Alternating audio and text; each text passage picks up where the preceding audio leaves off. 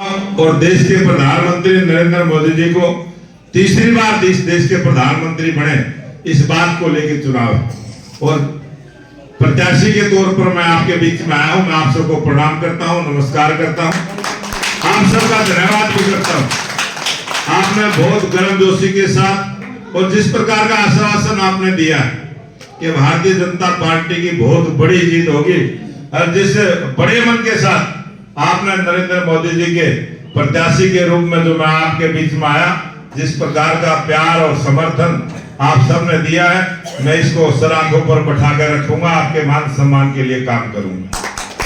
आज ये चुनाव है देश के विकास की बात का, ये है देश के गरीब आदमी के सम्मान का, ये चुनाव है जो देश का गौरव प्रधानमंत्री नरेंद्र मोदी जी ने बढ़ाने का काम किया।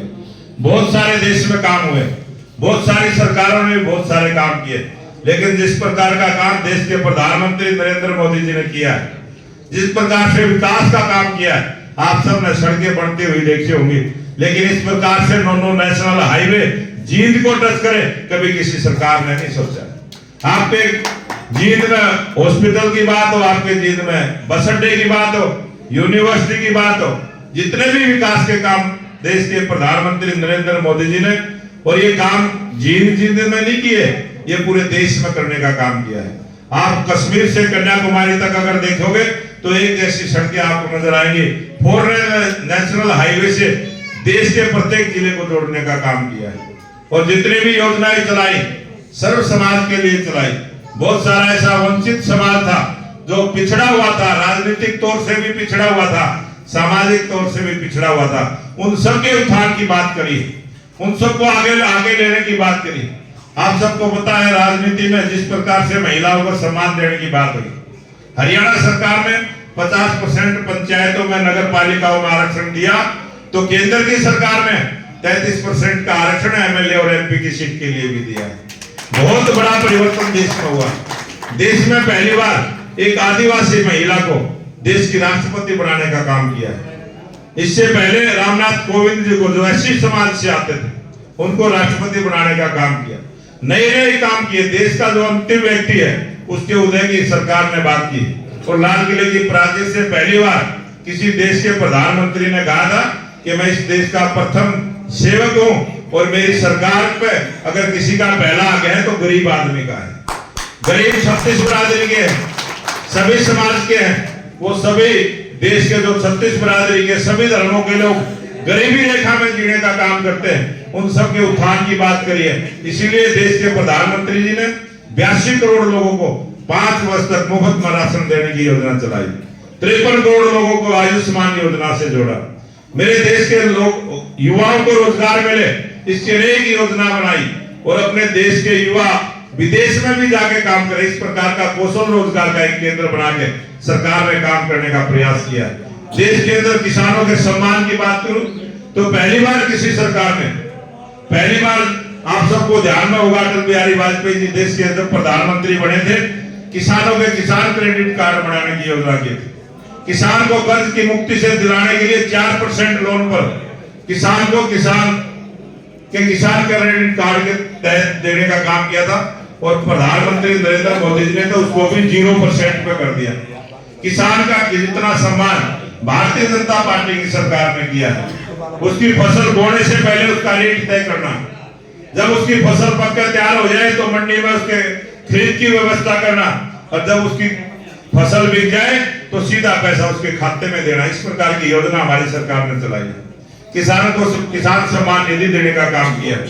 किसान के खेत को पानी मिले, किसान जहाँ गांव में रहता है वहां उसको बिजली मिले, इस प्रकार की व्यवस्था हमारी सरकार ने की। इस देश की गरीब आदमियों के लिए, युवाओं के लिए, महिलाओं के लिए और किसान के लिए, चारों वर्गों के लिए अगर काम किया तो देश के प्रधानमंत्री नरेंद्र मोदी जी ने किया। और देश की जो हमारी संस्कृति है, जो हमारा सनातन धर्म है, उसको भी पूरे दुनिया के देशों में मनवाने का जो काम किया। पहले ऐसे प्रधानमंत्री है जिन्होंने, आज ईद का दिन है, मैं सभी भाइयों को ईद की बधाई भी देता हूं। आज ज्योतिबा बाबा फुले की जयंती भी है। मैं उन ज्योतिबा फुले जो एक समाज के सुधारक रहे, जिन्होंने देश के श्रम विभाग जो हमारा है, श्रम विभाग की भी स्थापना आज के ही दिन हुई। बहुत उत्तम दिन और बहुत बढ़िया दिन मैं आपके गांव में आया। और इस गांव में जिस प्रकार से रामफल जी ने बताया कि तीनों समुदाय के लोग, मुसलमान भाई भी, सिख भाई भी और हिंदू भाई भी जिस भाईचारे के साथ रहते हैं, वो आज ईद का जो त्योहार है वो उसी का प्रतीक है।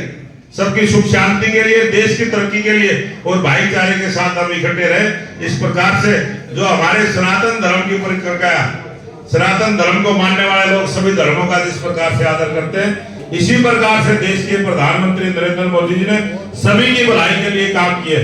भगवान श्री राम का मंदिर बनाना, किस प्रकार से दोनों समुदायों से बात करके सर्वोच्च न्यायालय के द्वारा सहमति करके जो एक रास्ता निकाल के 22 जनवरी को जो भगवान श्री राम के मंदिर की प्राण प्रतिष्ठा हुई है, ये उस बात का प्रतीक है, उस बात का सबूत। देश में धारा 370 को खत्म करना, मुस्लिम महिलाओं के लिए 3 तलाक का कानून खत्म करना, काशी विश्वनाथ कॉरिडोर की स्थापना करना, करतारपुर साहिब जो पाकिस्तान में है उसके कॉरिडोर की व्यवस्था करना, बहुत सारे देश में जो अनसुलझे मुद्दे थे उन सबको हल करने का काम किया है। और देश के प्रधानमंत्री नरेंद्र मोदी जी का सपना है कि जब हम आजादी का 100वां वर्ष मनाए, ये देश विकसित राष्ट्र हो, ये देश विश्व गुरु हो, ये साधन संपन्न हो और विकसित राष्ट्र बनने का जो संकल्प देश के प्रधानमंत्री नरेंद्र मोदी जी ने लिया है, उसको पूरा करने का दिन है 25 मई।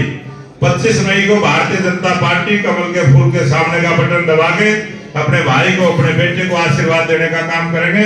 मैं दिन रात आपके बीच में रहकर आपकी सेवा करने का काम करूंगा, आपके मान सम्मान को बढ़ाने का काम करूंगा। और मोदी जी ने जो एक राम राम आपके लिए भेजी, वो राम राम भी आपको देना चाहता हूं। मोदी जी के राम राम, मोदी जी के राम राम, मोदी जी के राम राम। ये मोदी जी की राम राम आपने 25 तारीख को लाइन में लगे हुए वोटरों को भी देते रहना है। और ये मोदी जी की राम राम इस भारतीय जनता पार्टी का जो संकल्प है कि अब की बार 400 पार, अब की बार 400 पार और तीसरी बार मोदी सरकार, तीसरी बार मोदी सरकार, तीसरी बार मोदी सरकार। इस नारे को बुलंद करते हुए मैं आप सबसे आज आशीर्वाद लेने के लिए आया था। आपने पूरा आशीर्वाद भारतीय जनता पार्टी को दिया। मैं पूरे गांव का तहे दिल से धन्यवाद करता